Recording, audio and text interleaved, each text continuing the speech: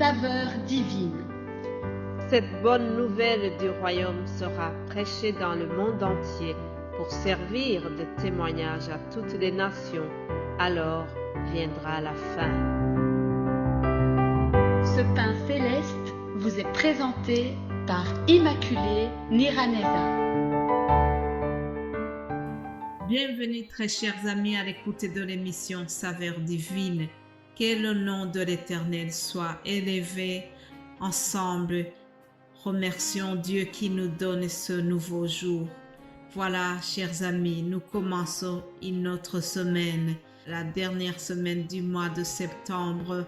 Je rends grâce à Dieu pour tout le mois de septembre qui vient presque de se terminer. Nous rendons grâce à Dieu pour la vie, pour tout ce que nous pouvons faire, pour le souffle de vie qui nous anime. Moi qui vous parle, je rends grâce à Dieu pour la vie.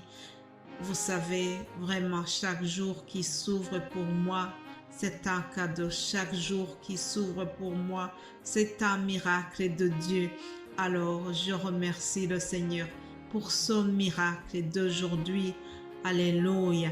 J'espère que vous allez bien là où vous vous trouvez. Ensemble, nous allons continuer à glorifier notre Dieu.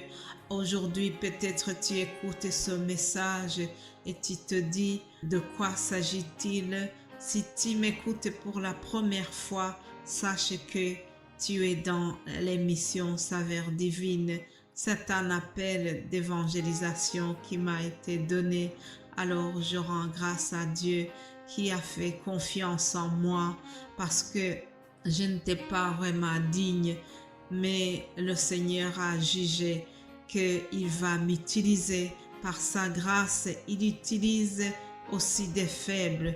Vous savez, le Seigneur ne va pas attendre que tu sois un super héros, un superman ou un superwoman pour t'utiliser, mais il regarde seulement la disposition de ton cœur. Il voit si tu es vraiment disponible pour lui. Alors, si tu es disponible, il te rend capable. Qu'il soit loué parce qu'il m'a jugé aussi digne d'être dans son œuvre.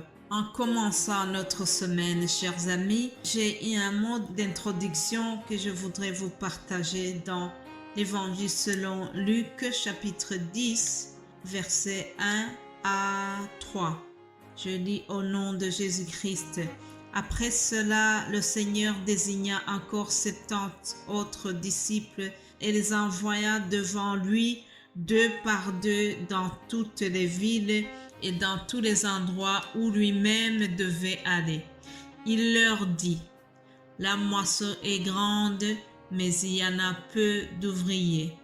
Priez donc le maître de la moisson d'envoyer des ouvriers dans sa moisson. » Priez donc le maître de la moisson d'envoyer des ouvriers dans sa moisson.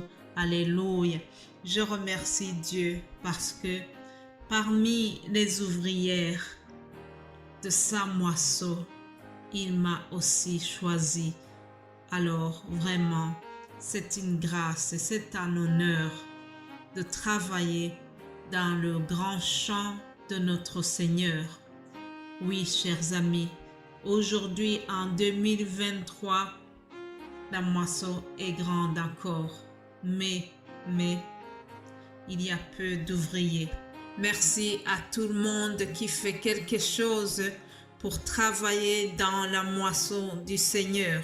Merci à vous tous qui faites quelque chose pour contribuer à l'avancement de ce ministère de Saveur divine. Que Dieu vous bénisse abondamment pour tout geste que vous posez en faveur de cet appel. Après cette introduction, je vous propose aussi d'aller lire dans les psaumes. Premier psaume, nous allons voir quelques mots du premier psaume, versets 1 jusqu'à 3. Lisons au nom de Jésus-Christ. Le titre de ce psaume, dans ma version, il est écrit « Deux hommes, deux destinées ». Heureux l'homme qui ne suit pas le conseil des méchants, qui ne s'arrête pas sur la voie des pécheurs et ne s'assied pas en compagnie des moqueurs, mais qui trouve son plaisir dans la loi de l'Éternel et la médite jour et nuit. Il ressemble à un arbre planté près d'un cours d'eau. Il donne son fruit en sa saison et son feuillage ne se flétrit pas. Tout ce qu'il fait lui réussit.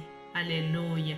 Tout ce qu'il fait lui réussit. Premier verset nous dit « Heureux l'homme qui ne suit pas le conseil des méchants ». Chers amis, le monde dans lequel nous vivons nous donne beaucoup de critères pour le bonheur. Il y a des personnes pour qui le bonheur, c'est d'aller en vacances chaque année. Oui, c'est très bien. Il y a des autres pour qui le bonheur, c'est d'avoir une très belle voiture, n'est-ce pas? Le bonheur, c'est d'avoir une belle villa en Espagne. Le bonheur, c'est d'avoir des enfants qui réussissent chaque année sans passer la deuxième session. Nous avons plusieurs critères de bonheur. Selon nos besoins, selon nos priorités, chacun pourrait définir le bonheur comme il l'entend. La Bible vient de nous donner aussi quelques aspects du bonheur. Celui qui est heureux, il est comment? La personne heureuse, c'est qui? La parole de Dieu vient de nous montrer que celui qui est heureux est celui ou celle qui prend plaisir dans la loi de l'Éternel et qui la médite jour et nuit. Alléluia. Alors on nous dit que cette personne va ressembler à un arbre qui est planté près d'un cours d'eau et qui donne des fruits en sa saison. Alléluia. Le verset 3 se termine par cette phrase que j'ai beaucoup aimée qui dit « Tout ce qu'il fait lui réussit ». Voilà, chers amis, le secret du succès. Si nous voulons avoir du succès dans ce que nous faisons, si nous voulons avoir la réussite, il faut trouver le plaisir dans la loi de l'Éternel. Il faut suivre les commandements de l'Éternel. Et c'est ça le secret du bonheur. Dans l'Évangile selon Matthieu, Jésus-Christ a parlé d'une autre catégorie de personnes qui sont heureux. Je ne vais pas le lire maintenant parce que pendant toute la semaine, nous verrons cela. C'est un texte qu'on a intitulé « Les béatitudes ». Les béatitudes. Je vais revenir sur ça. C'était juste une introduction pour cette semaine. Mais retenez que si nous prenons plaisir dans la loi de l'Éternel, tout ce que nous allons faire va nous réussir. Je termine pour aujourd'hui en vous souhaitant vraiment le bonheur, un bonheur céleste et ne pas le bonheur terrestre, le bonheur qui vient de Dieu. Ceux qui se confient en lui, ils sont heureux. Heureux tous ceux qui se confient en l'Éternel. Voilà, chers amis, je vous souhaite vraiment de trouver la joie dans notre Seigneur. Je vous souhaite de trouver le plaisir dans la loi de l'Éternel. C'est ça qui va nous donner le vrai bonheur.